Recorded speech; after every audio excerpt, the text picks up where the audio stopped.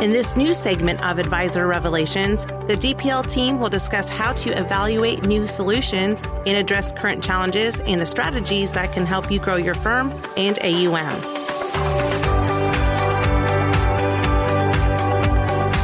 Hello, I wanted to welcome everyone to the Advisor Revelations podcast. I'm Amy Arnett, Director of Insurance Solutions at DPL. And joining me today is Logan Cheatham, who's a consultant here on our team. And today we are going to chat about long-term care and choices available. Also want to remind you before we start, we encourage our listeners to subscribe to the podcast on your favorite streaming app and to connect with our team at dplfp.com. There you can find more resources as well. Logan, thanks for joining the discussion today. Thanks for having me, Amy. Great talking with you. I always enjoy our conversations. One thing I just wanted to start off with is, as doing reviews with advisors, it seems like a lot more life insurance reviews are coming up and a lot more questions when it comes to long-term care is coming up. And just wanted to understand, so advisors have the options. What are the main differences between traditional long-term care and hybrid, and kind of what are these options for clients and advisors when they're having these conversations? Great question. So traditional long-term care is a plan that is specific for long-term care. There's no death benefit associated to it. So it has a tagline that's use it or lose it. Premiums are level for life and are not guaranteed. So they could have a premium rate increase in the future. But it's also the least expensive option to choose from. Whereas hybrid long-term care, and I classify it in three different categories. There's a hybrid that's an annuity base. There's a hybrid that is death benefit focused. So it's life insurance first, and it's an acceleration of death benefit for long-term care. And then there's a hybrid that is long-term care focused, and the death benefit is typically only equal to the amount of the premium paid in.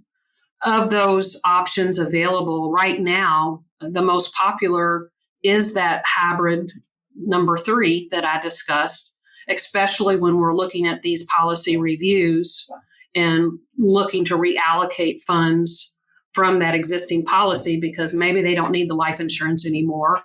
They need more of a long-term care bucket to solve for.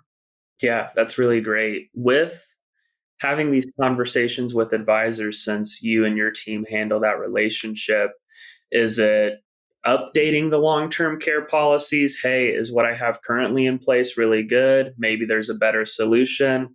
Or are more advisors coming to you as, hey, I need to solve for long-term care with my client. We have our retirement plan set aside, but we still need to solve for this sleeve of the financial plan. What are you really seeing in that space? Actually, I'm seeing both. So we've got a lot of individuals that have older long-term care policies, more of the traditional kind, not so much hybrid, and they're experiencing premium rate increases, and they want to find out if the plan is still solid and if they should continue it. The majority of the time, when we get those specific reviews, the client is already at an age where either they've aged out of qualifying for something new, or something new today is going to be more expensive than even accepting the premium rate increase on that existing policy. And then with the hybrids or reviews, we're looking at reallocating. So anytime that we get a review, we ask that question, do you still need the life insurance? Mm-hmm. If you don't need the life insurance, let's see where we can reallocate it to be the most beneficial for the client. Yeah, that's great. Another thing that's been coming up with a lot of my advisors when it comes to these reviews is I kind of see and hear that clients in the high net worth categories, they want to self-insure their retirement plan. I mean, if you got $4 to $5 million set aside, yeah, you could probably self-fund it. But what are the differences between wanting to truthfully set aside that bucket of money to supplement long-term care that's 100% out of pocket versus the other options that could be available and maybe be pennies on the dollar to help clients save more money? It's a good question.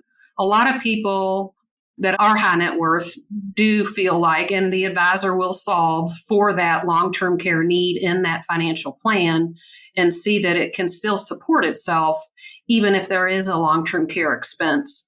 The only hole in that factor is that we don't really know what it's going to cost and how long they're going to need the care. So it could, potentially impact that retirement fund by $1 million plus, especially if there's a husband and wife involved. So, I'll ask a question, do you want to pay 100% on the dollar for your coverage, or do you want to pay 30% on the dollar for your coverage? And if you want to pay 30% on the dollar for your coverage, that's where insurance comes into play, or some form of a hybrid long-term care. So it's really, while it's affecting your time value of money, it's still setting aside that bucket that's not going to attack those retirement assets later on in life and leaves more to transfer to family. Yeah, that makes a lot of sense. And I think with that, one thing you shared with me in a conversation with an advisor was kind of the story of your mom. And I think one thing that could be impactful to advisors is understanding that cost. I mean, we're assuming, let's say it's going to cost X amount of dollars. And then with inflation, cost of everything else going up, I mean, it can double or triple very quickly. I mean, in your situation, how has that benefited your own personal experience by doing it on the pennies on the dollar saving strategy versus self-funding it all yourself? Yeah. So number one, mom didn't have a lot of net worth or a lot of value. And she expressed many times that she did not want to go on Medicaid, because Medicaid back in the day when her mom was in a nursing facility was awful. So we made a decision to insure mom. And when she first went out on claim, number one, there's either an ADL claim, which is an activity of daily living claim, or there is a cognitive claim. An activity of daily living claim, the average claim time is 3 to 4 years, whereas your average cognitive claim is 6 to 10 years. So mom started out on an ADL claim, and originally her monthly expenses were 50% of what her bucket was allowed for. And I think the plan that we purchased based upon the maximum amount would have covered her for 3 years. So where she started out at about $3,500 a month, now, because her claim has progressed from ADL to a cognitive claim, now she's in a facility that's a skilled nursing facility, and her cost per month is almost $12,000. Wow. And she's with it. So she could very easily live another 10 years, which means that she's going to exhaust her insurance plan, and we are going to file for Medicaid. But we've planned for this ahead of time, so we're prepared and in the spot for her to be there. But in a lot of cases, if you spend up all your money and you got to move to Medicaid, you have to move to a different facility, and the quality of care could decline. Gotcha. That's something I wasn't aware of. And yeah, I mean, if you're in retirement phase and you're already just kind of hoping for those promised payments, just a change in living conditions can really make it less fun for you during those last years of life. So that's very important to know. When should advisors talk to their clients about planning for long-term care? Do you see it being more advantageous to talk when they're at retirement age of 65, 70? Is it better to have this conversation sooner? Like, I know there's not a right time for everything, but when is it kind of idealistic for that client to start having these long-term care conversations with advisors? The best time to start looking at something like this is in your early to mid 50s. Number one, you're typically still healthy. Number two, you're still working.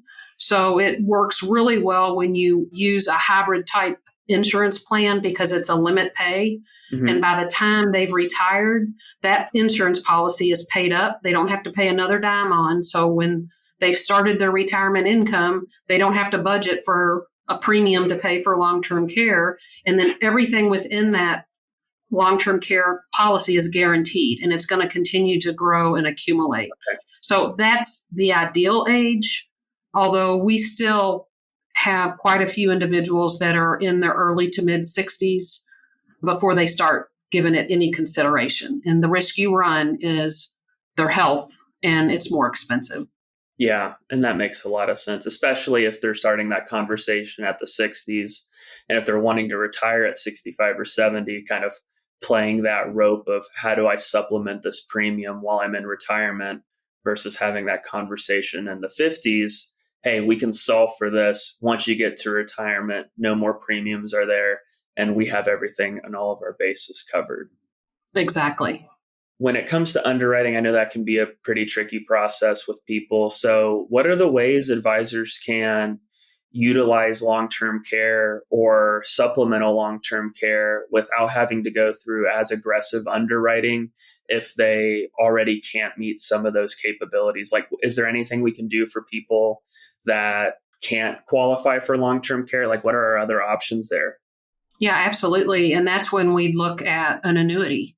Mm-hmm. And I would suspect that you probably know, Logan, what those annuity options are. It's my understanding just that you've got an income accelerator that you can pull. And then I think that there's some free withdrawals Mm-hmm. from an annuity in the event of a long-term care. But maybe you could point out a little bit more on those specific products. Yeah. So the main ways we see advisors supplementing for long-term care if clients can't meet underwriting right now is one, if we have some products on our platform that provide a guaranteed lifetime income benefit.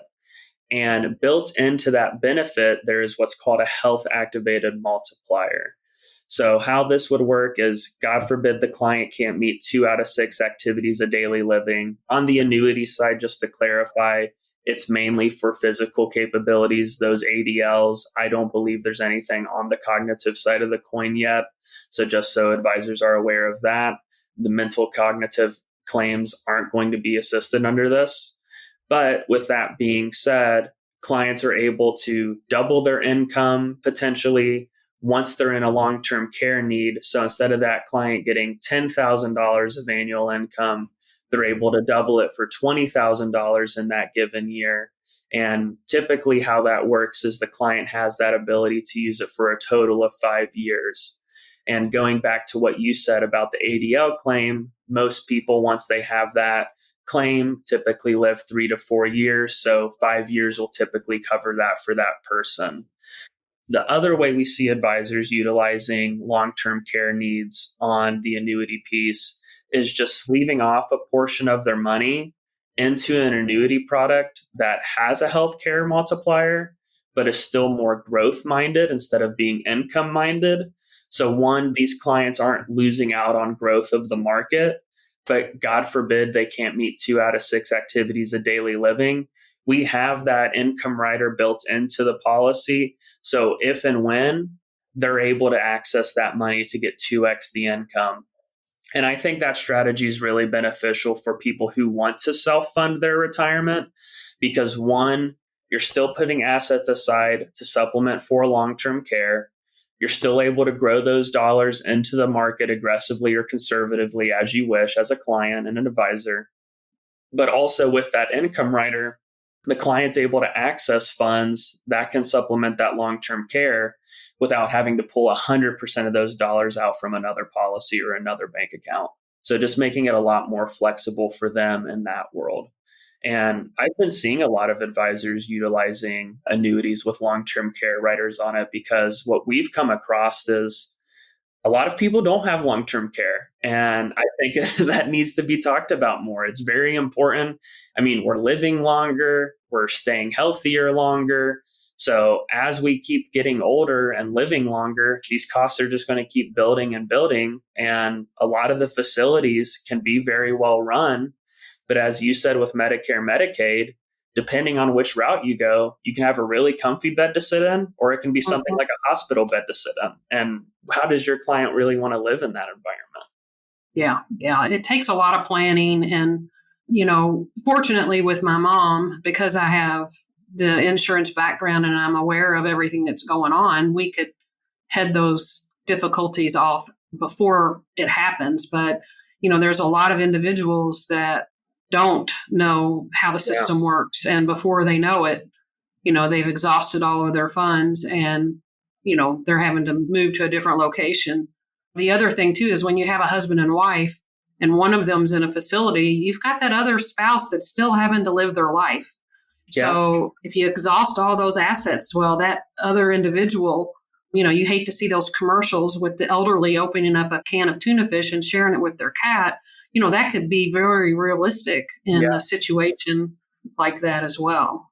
Do you have any experience or history, Logan, with anyone in long-term care? I haven't had any experience personally yet with issuing any policies. I know I'm actually talking with my mom about one. She's in her 50s right now. We're looking at the traditional and hybrid route. I personally think we're going to go the hybrid route because she wants that death benefit there. So it can ironically come to me. God forbid she does pass away. So there is a legacy to provide and leave on. And I've been seeing that a little bit more from advisors wanting to go the hybrid route because it's not only protecting yourself. I hear a lot of conversations about how can I create a legacy for the next person too, for my kids and my grandkids. And I think this is a great way to do it as well. And if you need to use it, you're not out of loss of anything. It's already paid for. Everything's taken care of by the time you hit retirement age. So kind of a win-win across the board. Yeah. I completely agree. So I feel like, in conclusion, we have a lot of choices for an advisor when it comes to long-term care. And it's something that definitely needs to be taken into consideration sooner rather than later when these advisors are doing the reviews with their clients. Would you agree? Yeah, I would agree with that. And one thing I would ask is, what is the best way for advisors to talk with you when it comes to long-term care conversations? Like, what is the smoothest process just so advisors can understand that? So when they start asking these questions, they kind of have a path moving forward. The best thing is to schedule a call with me. We can always chat back and forth via email, but with long-term care, it's so much easier to have a conversation. So anytime that anybody has some interest and wants to understand the process, what it takes, what choices we have available, let's schedule a call and have those conversations openly so that we can help determine what's that best choice for that client. Mm-hmm. And then the other thing too is a lot of times in the long-term care, I ask the advisor to get me involved. Let me be that expert for them. They don't have to know everything because there are a lot of moving parts. Let me be that extended arm of theirs and that long-term care expert. And let's get on a meeting with the client and simply educate them on what their choices are. And that seems to work really well. Yeah. And those conversations have gone really well with me personally when you and I talk with advisors. And I think that's the smoothest way going forward, just because it is a lot of moving parts. It's just this one product. Let's go this direction. Mm-hmm. We got traditional, we got hybrid. There's multiple ways to split hybrid, and we have the annuity options too. So we have more than enough options available to help any advisor and client. And I think just reach out and ask any questions you have. I know it's an important topic. We are seeing it a lot more, and we're always happy to help. Absolutely.